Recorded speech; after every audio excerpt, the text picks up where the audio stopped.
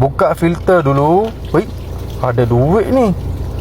Mesin basuh Samsung front load. Customer complain air tak boleh dibuang, tak boleh drain. Apa masalah dia? Jom kita tengok.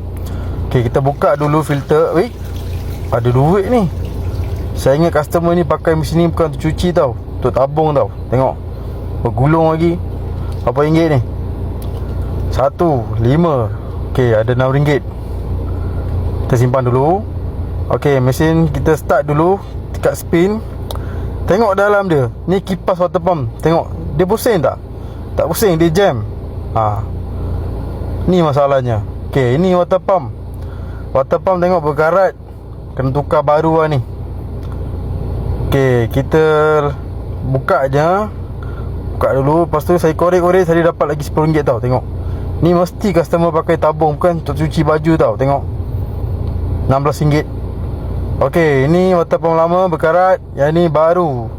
So lepas pasang, kita test. Okay, sudah dipasang. Kita letak dekat quick wash. Kita tekan start. Okay, front load ni sebelum dia isi air, dia akan buang air dulu yang ada ke dalam.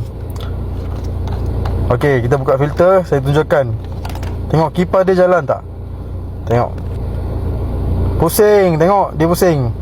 Sudah selesai masalah.